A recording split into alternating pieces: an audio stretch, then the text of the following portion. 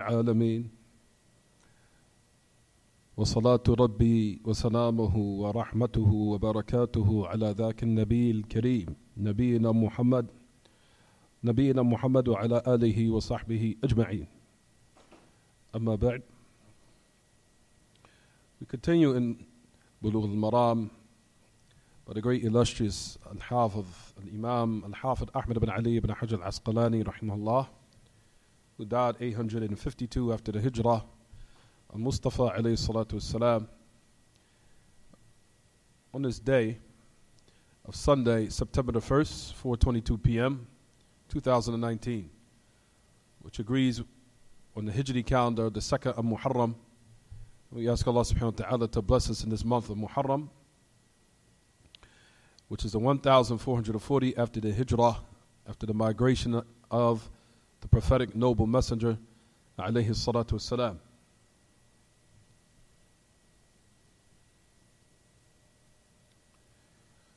As we were discussing in the chapter, which is still in the book of Nikah, the chapter of marriage, because all these affairs are connected, under that was the subchapter or the subtopic, which is regards to what they call ghila.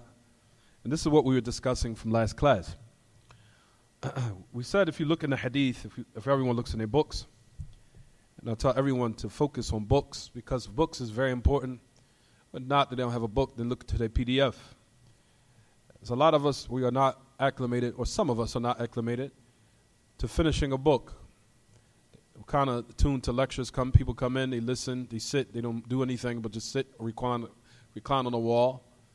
They don't have no pen, they have no book, they have no paper, they have nothing, or they do not have at least the PDF on their phone. And these things are very important. To have the people acclimated to books in regards to educating themselves properly, so that information can stay, or they can return and teach their families or their children. Alhamdulillah. Yahdikum Allah wa yuslih balakum. طيب, so we were discussing the narration on the authority of Juthama. Let me get the fan.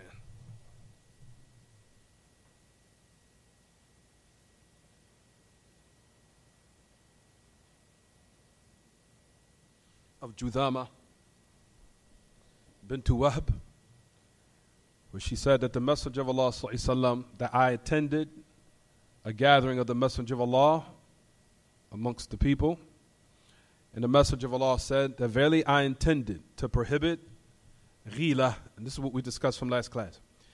And I looked to Rum and Faris, and we discussed the meaning of al-ghila. Ghila, we said that one of the meanings of Ahl-Ilm, that they say that the meaning of the word ghila is, what did we mention from last class? We said that man will be intimate with his wife, that he'd be intimate with her before she gets pregnant. That's one of the meanings. While she's breastfeeding. While she's breastfeeding. She's not pregnant yet, but she's breastfeeding. She's breastfeeding another child. They said that's one of the meanings of al-ghila. And from this aspect, you'll find Ahl-Ilm say this is a prohibition. فَهَذَا نَهْيٌ عَنِ السَّبَبِ. The prohibition will be a reason for the harm of the woman. It may be a reason to harm the woman or the child, or the leban, or the milk. Basically, it's a precautionary measure, so some type of harm will not occur. So that's one meaning of the word ghila. The second meaning of the word ghila, they say, is that she's pregnant now, and at the same time she's pregnant, she's breastfeeding. She's breastfeeding while she's pregnant, and the man will be intimate with her. Intimate with his wife while she's pregnant, and she's breastfeeding another child. So they say that this would be a lot, as one would think. It would be a lot upon a woman to be in this type of circumstance. So it says that was one of the meanings that we covered. Just to go over a little bit.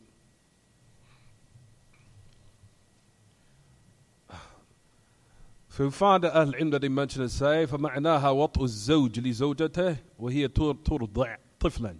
So it's clear. Just to go reiterate what we covered from last class a little bit. We said that the meaning of the word ghila, al-ghila, al-ghilatu, Wat الزوج, intimacy of one's wife while she's breastfeeding a child, or breastfeeding a baby, breastfeeding a baby. For verily, perhaps this might have an impact upon the baby, and maybe perhaps harm him or her. So that was one meaning of the word what? Ghila. That man be pregnant, or a man be intimate, man be pregnant. I said it again. A man be intimate while his wife is pregnant, and she's breastfeeding a baby. So that was one of the meanings that we said the word ghila. But at any rate, just to keep it short, because we want to continue in the other benefits, because I want to cover something today. So we said in the narration, that was one of the meanings. There's another meaning is to be intimate while his wife is pregnant and she's breastfeeding another child. So the Messenger of Allah looked to these circumstances, and it says, لَقَدْ هَمَمْتُ أَنْ أَنْهَى عَنِ الْغِيلَةِ فَنَظَرْتُ فِي الرُّومِ وَفَارِسِ. Verily I intended to prohibit ghila. Then I looked to Rome and I looked to Faris or Furs. I looked to Rome and Persia. And I found that they were practicing ghila with their children. Meaning that they were doing the same thing with their families, and their children were not being harmed. As it says in the narration, فَلَا يُضُرُّ ذَلِكَ أَوْلَادَهُمْ شَيْئًا. So not practice of ghila did not harm their children, anything at least. ثُمَّ سَأَلُوهُ عَنِ الْعَزَلِ. Then they asked him about withdrawal during intercourse, about withdrawal. The Messenger of Allah said, أَذَلِكَ الْوَأْدُ الْخَفِيِّ. That is the hidden burial of one while they're alive. That is the hidden burial of one while they're alive. Meaning burying someone while they're alive is called wa'd, as we said last class. But here the Prophet ﷺ gave a description of it being khafi. Khafi meaning hidden. So that's the first narration that we cover. And we said that first, before we resume where we stopped from last class, that we said that performance of the word, or the performance of ghila, is permissible because it says that I intended. Then the Messenger of Allah switched and said, what everyone? Verily I seen Rome and Persia practicing this affair of ghila, and it didn't harm their children anything in the least. Any harm came as a result of this. Meaning there wasn't any harm upon the child or harm upon the baby, where the baby was restricted from its milk or what have you. Rather, the child was fine. The child was fine. And as a result of that, the Messenger of Allah gave the allowance for one to practice ghila, for him to be intimate with his wife while she's breastfeeding. So there's nothing wrong with that. Or for him to be intimate while she's pregnant and she's breastfeeding. He could be intimate with his wife and this be her circumstance, and there's nothing wrong with this. Notice it said, and this is where we stopped at the last class, we said about how the Arab during the time of the Messenger of Allah, and not just during the time of the Messenger of Allah, but how in a lot of different kingdoms of the past, even with the non-Muslims, you'll find that they used to detest and they used to hate having females or having daughters. As we know, during those times, everything was about sum'ah. Everything was about one's reputation and people upholding one's reputation as far as them being known as a tremendous, great family with great honor, with great achievements, great respect. And their families were from prominent families. Everything was about chivalry and honor and respect and what people had of high, prestigious, not say prestigious, but high, great reputations of what one would hear about a certain family. That their women were known for being upright women, or their men were known to being upright men and taking care of their families or what have you. Back in those days, it was about chivalry and honor and respect, and about what families had and possessed of great reputations and honor and reverence as far as what was heard about them. And these days, nobody cares. Allah knows best, except a couple of people maybe, especially those who are upholding Islam in the different Muslim countries. But especially here in America, people barely want to even take care of their kids these days. But at any rate, for you'll find, ya ma'ash al-ikhwa, that this was the circumstance of during the time of the Arab. And anything that would cause some dishonor or disgrace upon the family, they would close the door to it. And they found that Shaitan had put in their minds this type of affair of burial. Or firstly, of hating a female, or hating one having a daughter. And that was during the time of the Messenger of Allah. And that wasn't only during that time, but even the different armies and the different powers and kingdoms, likewise, preferred men. Because they wanted men who could carry out the hard work and the hard toils and duties. For example, of armies and fighting and upholding preservation of the lands or protection of the lands. These were the duties of the men, to carry out the heavy duties on a daily basis, to be people, warriors, and the people who could carry out heavy burdens. That's during those times. This is the reason why they preferred the men over the women. You'll find even during the times of Jahiliyyah that women were just looked at as what? Something to be exploited, as a sex object, as an object of pleasure, and that's it, basically. That she would have children, and she was considered a sexual object or an object of pleasure for one to relieve himself in regards to his desires, and that was it. You'll find that they were exploited and they were oppressed. And they used to take their wealth. They used to take the woman's wealth and oppress her with it. If she had inheritance, they would steal it. They would take it. It was a lot of dishonor. They were utilized as far as their beauty, and that was it. And they were exploited.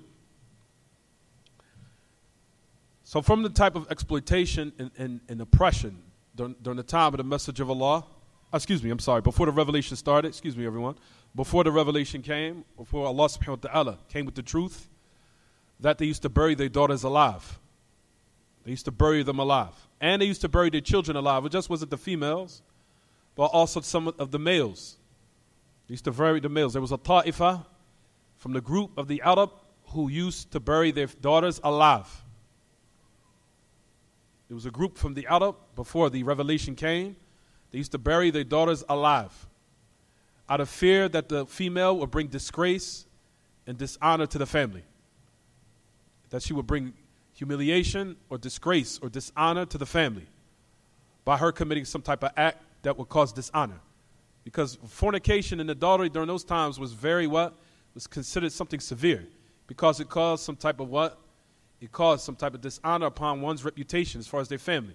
And nobody in their family wanted to be heard or circulated amongst the people that so-and-so's family are known, their daughters are known to be fornicators, or their daughters are known to have boyfriends or girlfriends, or their daughters or their families are known to be involved in certain affairs that are disgraceful. So out of protection of for this happening, they would bury their daughter alive. They would bury her alive. As Allah subhanahu wa ta'ala clearly said in his book, فَإِذَا بُشِّرَ أَحَدُهُمْ بِالْأُنْثَى ظَلَّ وَجْهُهُ مُسْوَدًّا وَهُوَ كَظِيمٌ يَتَوَارَى مِنَ الْقَوْمِ مِنْ سُوءِ مَا بُشِّرَ بِهِ أَيُمْسِكُهُ عَلَى هُنٍ أَوْ يَدُسُّهُ فِي التُّرَابِ سَاءَ مَا يَحْكُمُونَ. As Allah subhanahu wa ta'ala says in his book, he said, when one of them was giving news that they were going to have a female, ظَلَّ وَجْهُهُ مُسْوَدًّا, his face would become black from severe turmoil and grief and sadness. And it's as if he becomes depressed. Kadhim, like severe sadness and grief. He says to the point where some of them used to even hide. As Allah subhanahu wa ta'ala says, وَيَتَوَارَى مِنَ الْقَوْمِ, he would even hide from some of the people, from the evil of the news he received. To the point where some of them, if they were allowed, or that they allowed their daughter to remain alive, they would treat her in a very unacceptable manner. They would treat her harshly, and in an evil treatment. That's why it says in the ayah, it says, فَيُمْسِكُهُ عَلَى هُونَ, you allow her to live, while you at the same time, you're embarrassing her and disgracing her and treating her a very evil treatment. And she'll find that they used to do this. If she was allowed to stay alive, they would mistreat her and harm her and oppress her. فَيُمْسِكُهُ عَلَى هُونَ أَوْ يَدُسُّهُ فِي التُّرَابِ, or do you bury her in the dirt? And Allah subhanahu wa ta'ala says, سَاءَ مَا يَحْكُمُونَ, how evil what they want, how evil they used to judge, or what they used to come of some certain types of rulings, of what they used to do. طيب. So it says that that was one of the ta'ifa from the Arab, that they used to bury their daughters alive, which was called al-wa'd. Al-wa'd. That's what you mentioned in the hadith, as we said last class. As it says in the ayah, وَإِذَا الْمَوْءُودَةُ سُئِلَتْ بِأَيِّ ذَنْبٍ قُتِلَتْ.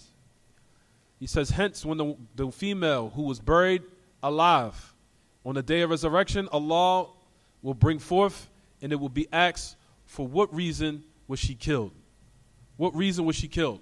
Why would you bury an innocent soul alive? For what sin was she killed for? بِأَيِّ ذَنْبٍ قُتِلَتْ.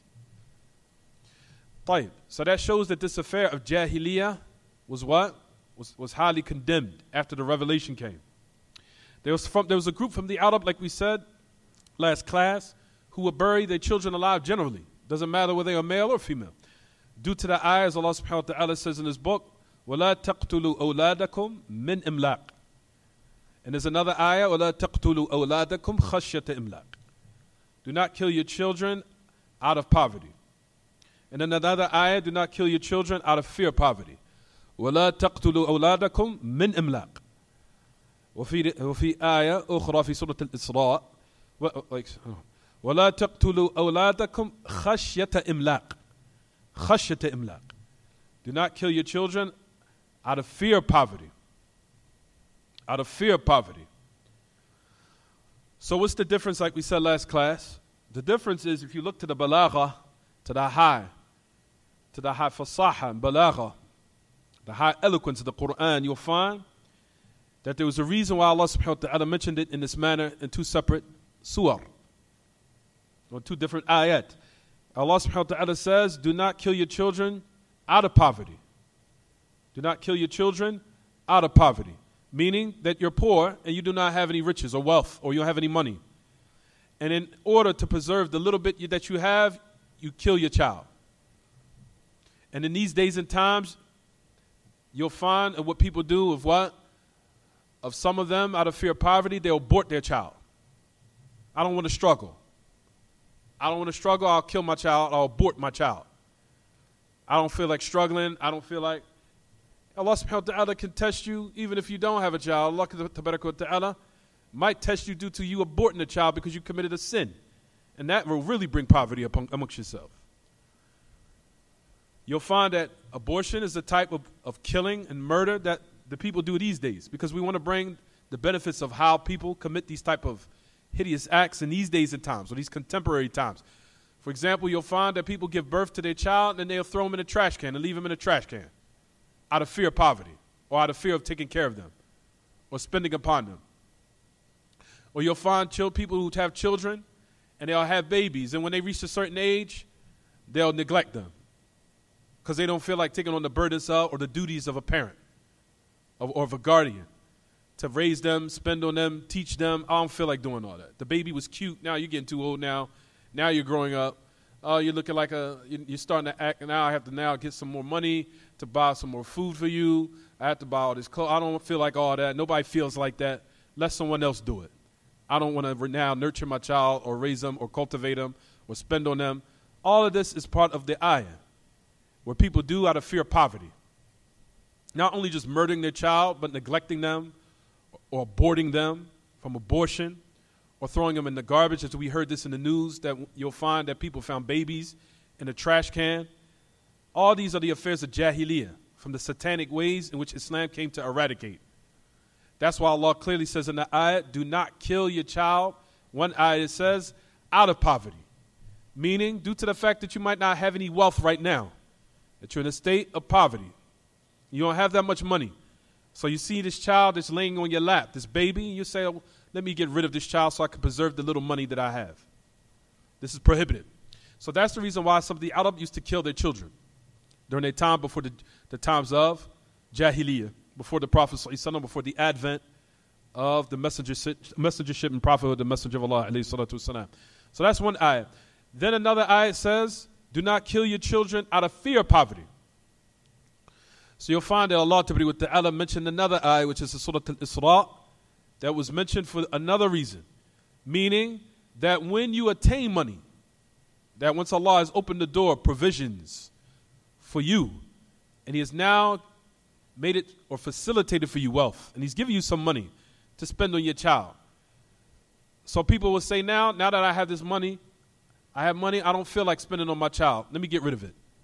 So now when Allah subhanahu wa ta'ala revealed here in the other ayah, out of fear of poverty, meaning now that you have become rich and Allah subhanahu wa ta'ala has given you, enriched you, do not kill your child out of fear that you're going to lose money. Rather, it will be a reason for what? Your wealth being augmented, meaning increased. So it says that khashyata imlaq, that is one of the meanings of the ayah, or this is the reason why it's considered high eloquence in the ayat of Allah Ta'ala in this arrangement of what we mentioned in Surah Al-Isra. طيب. So the message of Allah said that is al-wa'dul khafi, jazakallah khairan. Al-wa'dul khafi. If you look in the hadith in your books now, everyone, it says that is al-wa'dul khafi. That this is the hidden type of what? Burial of a child.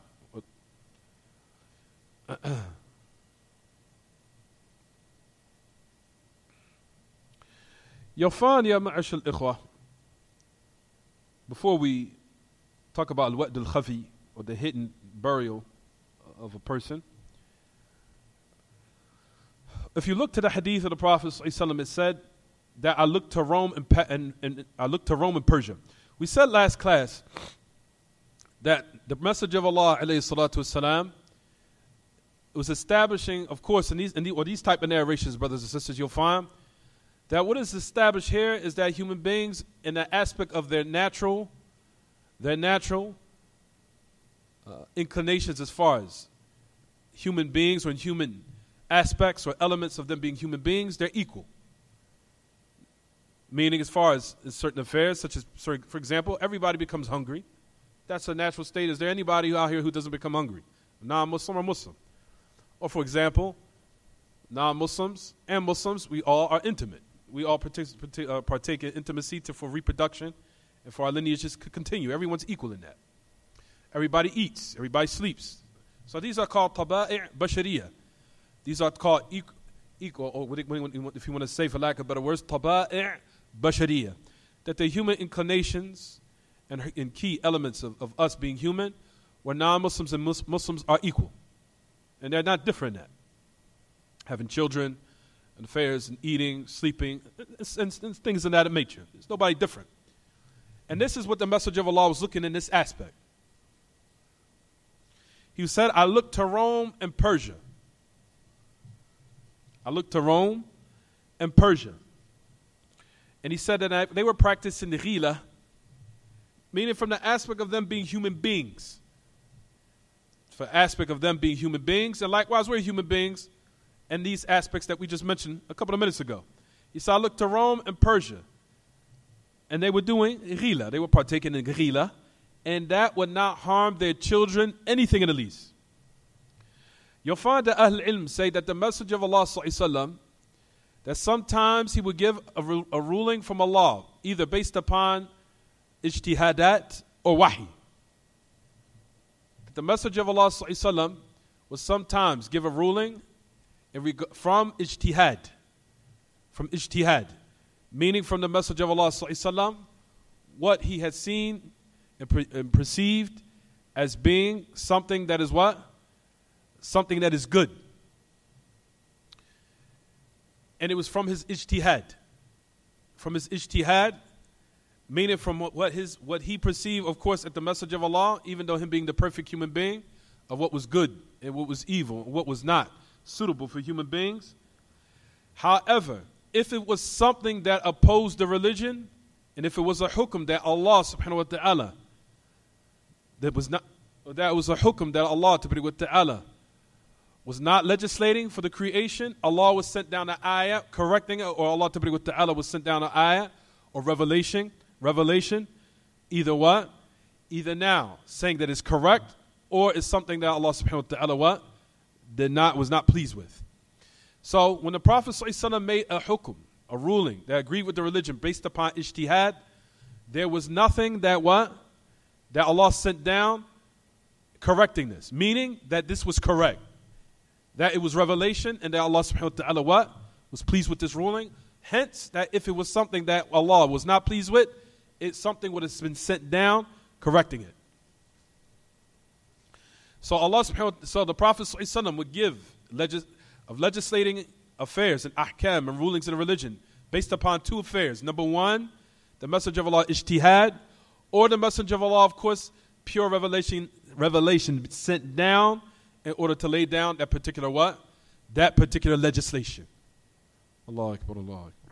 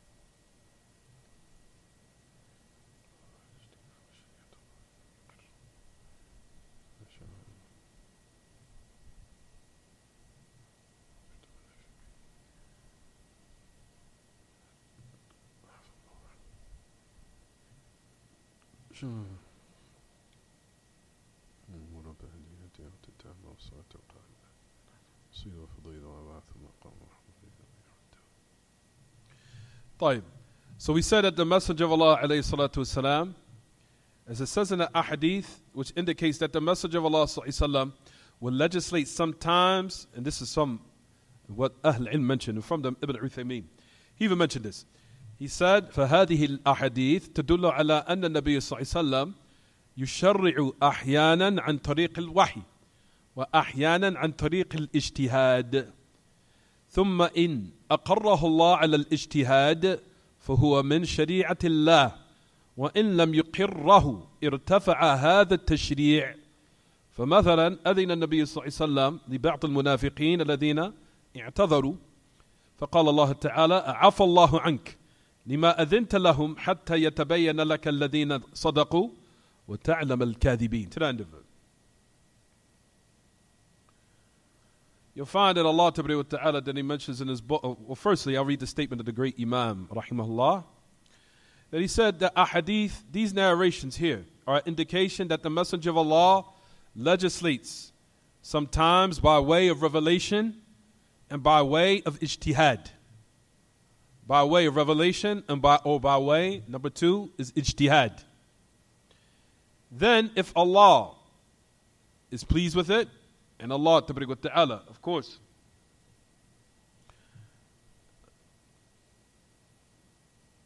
is pleased with this ijtihad for the message of Allah, Allah Ta'ala, of course, will not send down anything of something of follow-up, or if you want to say, of something of correction of an ayah, another ayah, or some type of revelation. So if that's the case where Allah did not send down something correcting it, then it will be from the religion of Allah. And if Allah subhanahu wa ta'ala was not pleased with this, irtafa'a hadha tashri', then this type of legislation will be raised. Now listen. For example, there's a story when the Messenger of Allah sallallahu alaihi wasallam that he gave permission for some of the hypocrites to leave off jihad. There was a battle, and the Prophet sallallahu alaihi wasallam gave them permission to leave off the battle for those who tried to come with that lame excuse of why they did not want to partake or participate in the battle. Listen to the ayahs. Allah subhanahu wa ta'ala says, Surah At-Tawbah, ayah number 43. Listen to what Allah subhanahu wa ta'ala said. عَفَى اللَّهُ عَنْكَ لِمَا أَذِنْتَ لَهُمْ. He says, Allah pardon you from when you gave them permission, until it becomes clear those who are truthful, and it becomes clear to those who you know are lying. So Allah sent down revelation, saying that this which you gave to them of permission, Allah was not pleased with this. He was not pleased with this, but what the correct revelation is, that they should not been granted this type of This type of permission. Also, you'll find that Allah subhanahu wa ta'ala sent down the ayah in regards, as we know, what took place between the Messenger of Allah alayhi salatu wasalam, in Surah Al-Tahrim, and I think it was between Hafsa, our mother Hafsa, and Aisha, when the Messenger of Allah made impermissible upon himself the honey in order to what? Please his wife. Until Allah sent down the ayah, لِمَا تُحَرِّمُ مَا أَحَلَّ اللَّهُ لَكَ ابْتِغَاءَ مَرْضَاتِ أَزْوَاجِكَ. Oh Messenger, why have you made unlawful or what Allah has made lawful for you in order to seek and please the pleasure of your wives or your family? So this is the course to show, and this is to bring and clearly that sometimes the Messenger of Allah, whatever he want, will bring forth of what was from the religion, either from ijtihad, and if it was something that Allah was pleased with, then Allah tabarak wa ta'ala, of course, will not send down an ayah correcting it. Rather, it will become from the religion. And if it was something that was displeasing, of course, Allah tabarak wa ta'ala would have sent down an ayah concerning it, or some type of evidence, or some type of hujjah correcting it, or whatever you want, or it being correctly from the religion of Allah or the sharia of Allah. Fine.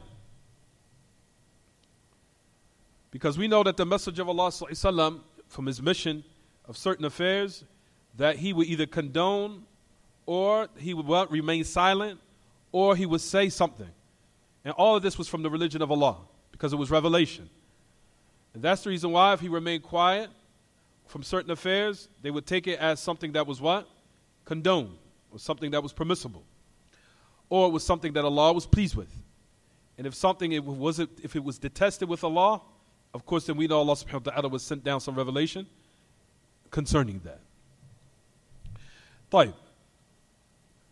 So based upon, if you look to the hadith in your books, everyone, it says from the benefits of what we extract from this narration is جواز الأخذ بما عليه الكفرة إذا كان نافعا فإذا وصفوا لنا دواء مثلا مع الثقة بهم أخذنا به وإذا فعلوا أشياء مقيدة أخذنا بها لقوله فنظرت في الروم وفارس. Like we said a couple of minutes ago, we said that in certain affairs, as us being human beings, non-Muslims and Muslims are what? We're equal in. As far as reproduction, as far as human beings, seeing, eating, how people reproduce, everyone is equal in that. No matter what nationality, color, or what have you. So based upon this, we say, جواز الأخذ بما عليه الكفرة, the permissibility of accepting of what the disbelievers are upon if it's beneficial. For example, of what they might describe or give a prescription of us of medicine, if they are reliable in that. If they're reliable in that. مع الثقة بهم, of attaining the reliability in that, then we will accept it, of course, in regards to certain what? Practices in medicine.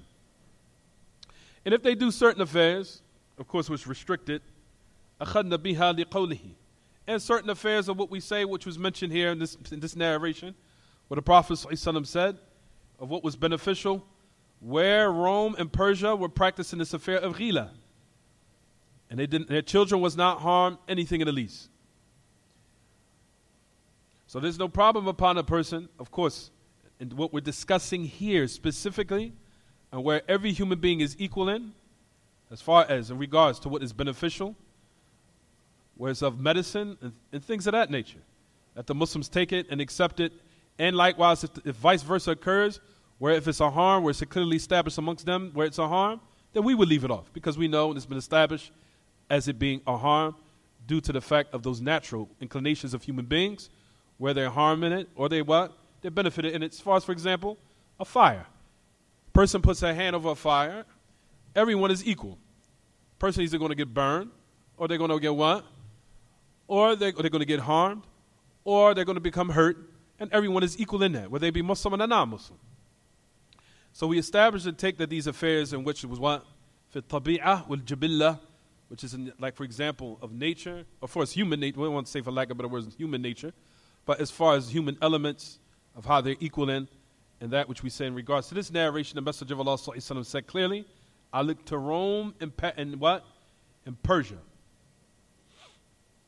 In this regard, because of how they were having children, none of them were being harmed.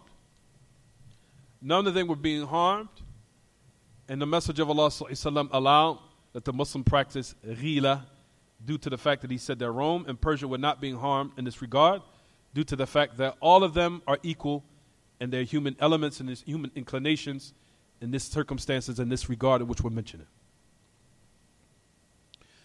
He says, and you'll find that Ahl Ilm that they mention to say, this is not considered from following the kuffar or resembling the kuffar. It's not said this at all in this regard. You do not say this. Because here everyone is equal in, as far as being human beings. هذا من باب الاقتداء بالكفار لا يقال هذا ولكن يقال هذا من باب الاقتداء بالكفار في أمور جرت عليهم بالتجارب وليس من باب الولاء والبراء. Following them in this regard of what we're discussing now is in affairs that has been experienced and has been what? Established clearly from what we have now, studied and concluded, that is from the aspect of them being human beings, not from the aspect of wala wal bara, from the aspect of what? Of unification or of unification, or now disinvowment or disloyalty on those affairs which is regards to the religion fundamentally. We're talking about affairs in which everyone is equal in as far as them being human beings. That's what this particular narration is speaking about. So you'll find that from the A'imma, now we'll just talk about what we're saying, and I'm going to discuss about Al-Azl.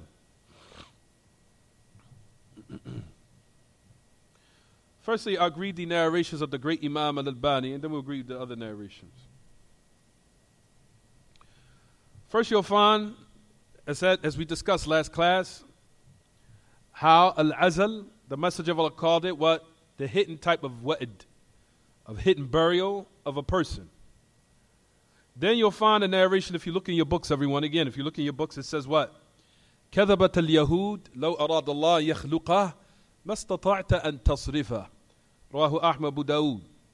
طيب, I'm going to read some of the narration with the great Imam Al-Albani that he mentioned in his book called Al-Adab Al-Zifaf, that he mentioned and said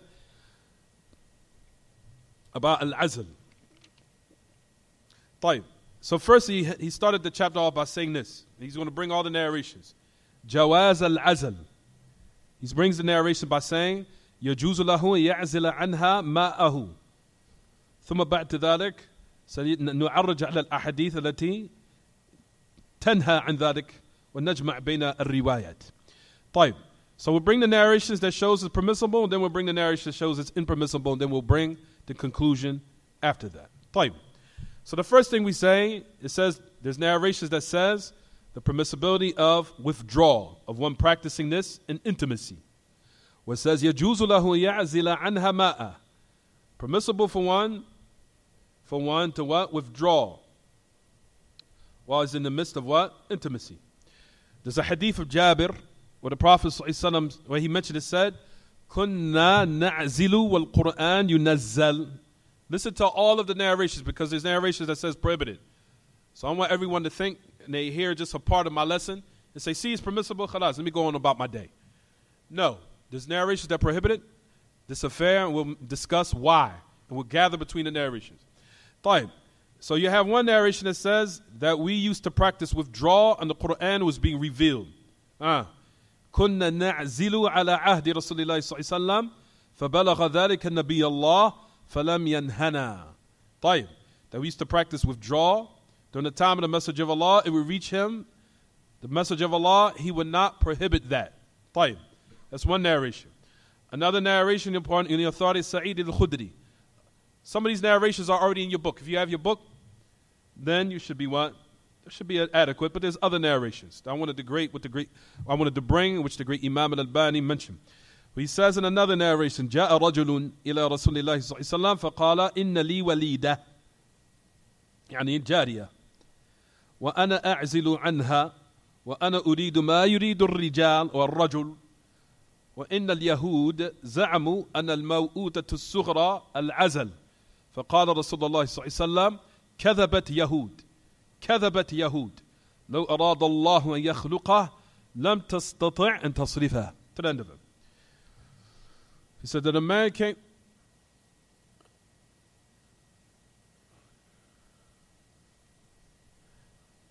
that a man came to the Messenger of Allah alayhi salatu wasalam, and he said, verily, I have a concubine, and I practice withdrawal with her.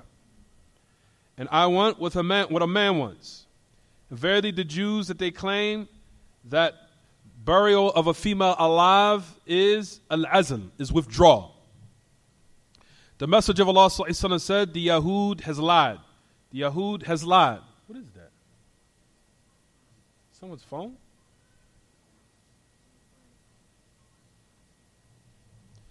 That the Jews have lied, that the Jews have lied. Verily Allah, that if He wants to create a human being, you will not be able to repel it or stop it.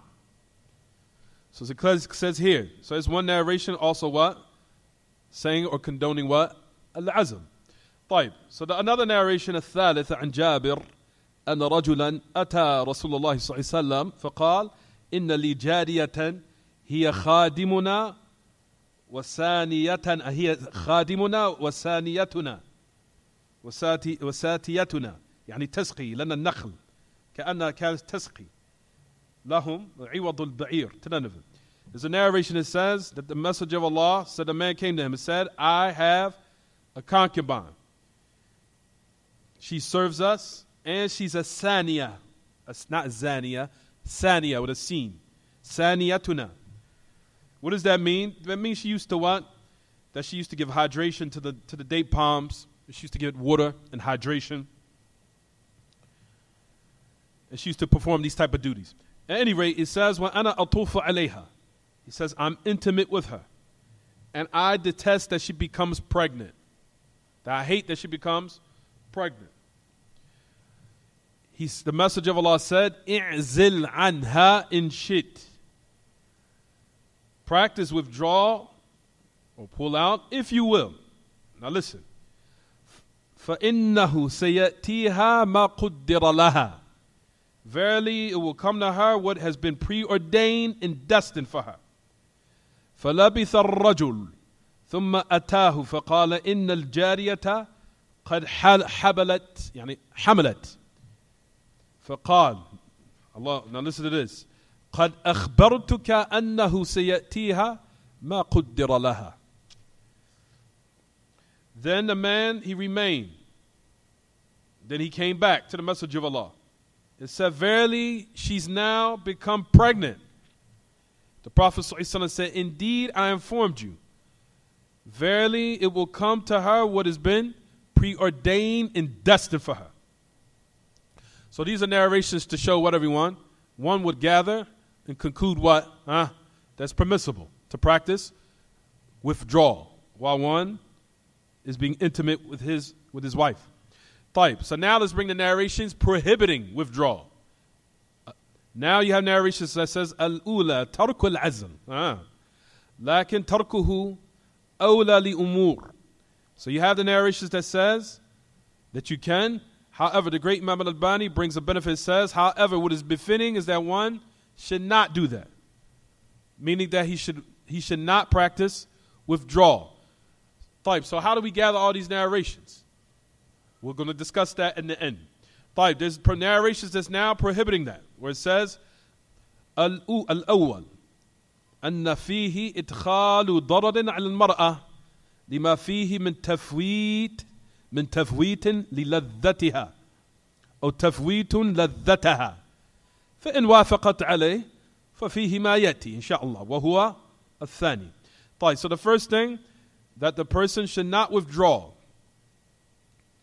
He said that's more befitting due to the fact that it will cause harm upon a woman of what is an intimacy of her missing out on complete pleasure that she's supposed to attain from intimacy.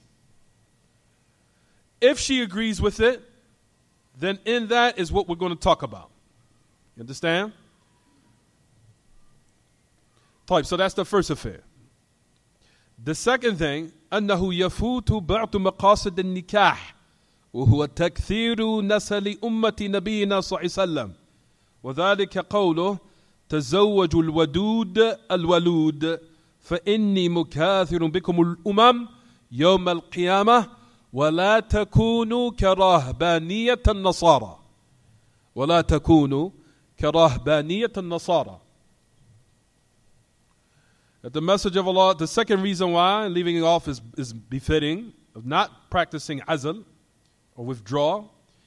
He says, due to the fact that it makes one lose out on the intent and the goals of marriage, which is to now make plentiful the followers and the lineage of the nation of the Prophet ﷺ, where he clearly said, marry the loving and marry the fruitful, meaning the women that's loving and the women that are fruitful, for verily I will be the majority of the nations on the day of resurrection.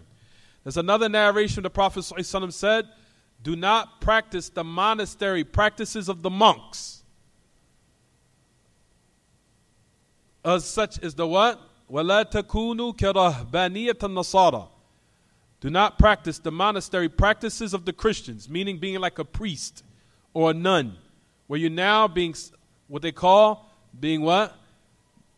What they now want to be what they call celibate, or a person that does not get married at all, where he abstains him or her from getting married. And you notice that there's a monastery practice which is adopted by priesthood here in these days in nuns, where they put themselves in certain facilities and they introvert themselves in certain circumstances, some of them, and they abstain from marriage and reproduction, of having families. The Prophet ﷺ prohibited this. He said he prohibited what they called rahbaniyat al-nasara, the monastery practices of the monks, who used to retreat or introvert themselves as if not to what? Not to attain marriage or have children. Rather, they just they retreat, or they make themselves introverted for the worship of Allah, and that's it. Similar to what the Sufis do. But at any rate, so that is another reason why they say leaving it off is what? Is befitting. Another narration says, the Prophet ﷺ, which is already in everyone's book, it's already here in your book, it says, ذَلِكَ الْوَأْدُ الْخَفِي. That is the type of hidden burial of one alive. And that's in your books. That's already there. So وَلِهَذَا أَشَارَ إِلَىٰ أَنَّ الْأَوْلَى.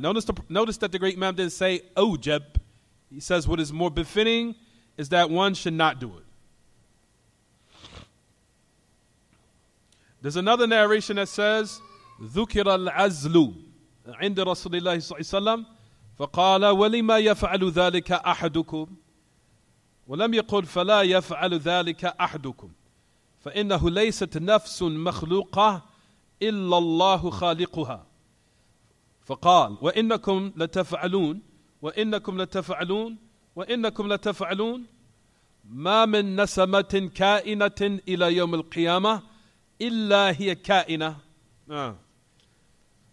He says it was mentioned to the Messenger of Allah the practice of withdrawal, or they call quartus interruptus. I think they translated some of them. With the Messenger of Allah. He said, why do one of you do that? وَلَمْ يَقُلْ, and the Messenger of Allah didn't say, do not let one of you do that. Rather he said, why did one of you do that? He said, there's not a soul that is created except that Allah will create it. And in another narration, but verily you do this, and verily you do this, and verily do you do this? وَإِنَّكُمْ لَتَفَعْلُونَ. He said, for verily there's not a nasama, there's not a soul that will be created, all the way up to the day of resurrection, except that it will what? Be created. It will be. Right. How do we gather between all these narrations? We'll talk about that next week. We'll talk about it next week. And I'll mention what Ibn al-Qayyim that he mentions in Tahdhib al-Sunan. In his book, Ibn al-Qayyim mentions something very beneficial about this narration, about all these narrations, in which he wrote his book called Tahdhib al-Sunan. Tahdhib al-Sunan is a sharh, it's an explanation of Sunan Abi Dawud. Ibn al-Qayyim explained Sunan Abi Dawud, he explained it. It's called Tahdhib al-Sunan. And I think he explained the summary of Tahdhib al-Sunan by Al-Hafiz al-Mundhiri. As al-Mundhiri, that he summarized Sunan Abi Dawud. And I think that Ibn al-Qayyim that he explained that one. Because I have it in my library. It's called Tahdhib al-Sunan. It has two explanations in it. It has the explanation of al-Mundhiri, Al-Hafiz al-Mundhiri, and it has also the explanation of Ibn al-Qayyim. And Ibn al-Qayyim entitled it Tahdhib al-Sunan, and which is called Ma'alim al-Sunan, which is the sharh of Sunan Abi Dawud, basically. But at any rate, Ibn al-Qayyim mentioned about these narrations, in which we'll mention next week. So keep everyone in suspense so we can talk about it next week. طيب inshallah. We'll stop here.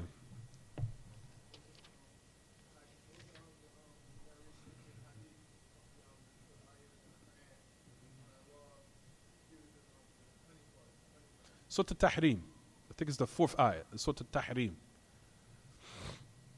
That's the reason why the ayah was called Surah Al-Tahrim. يا أيها النبي لما تحرم ما أحل الله لك ابتغاء مرضات أزواجك.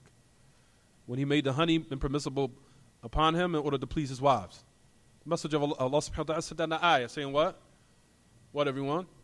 Why are you made lawful upon what Allah has made lawful for you? In order just to please your wives. And then Allah subhanahu wa ta'ala even sent down, if you want the dunya, Allah will just give wives better than you. He says, Muslimatun, qanitatun, and to the end of the ayah where it says, Muslimatun, that they be purified, that be Muslim, submitting to Allah, and they will also be what? Trying to seek the pleasure of Allah, and Allah subhanahu wa ta'ala will just replace you, and Allah give the messenger other pleasing wives. If you want to what? If you're seeking the dunya. So that was just a what? To reprimand, not to reprimand, but to just admonish. It was an admonishment to his wives. But the point of the matter is, it says in the ayah, is that Allah subhanahu wa ta'ala what? When the Messenger of Allah made something of ijtihad from himself, Allah subhanahu wa ta'ala sent down the ayah what? Following up with it to say, why do you do this in order to please someone? When Allah made this halal for you. And that was it. Is it clear?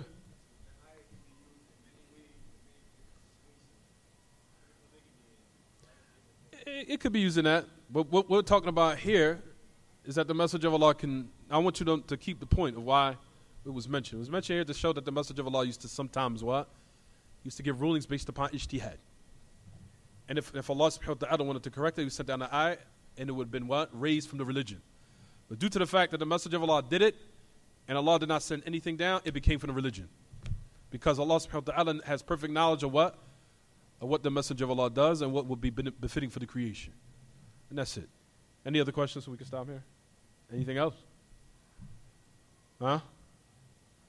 طيب اللهم وصلى الله وسلم وبارك على نبينا محمد وعلى آله وصحبه سبحانك اللهم وبحمدك أشهد أن لا إله إلا أنت أستغفرك وأتوب إليك.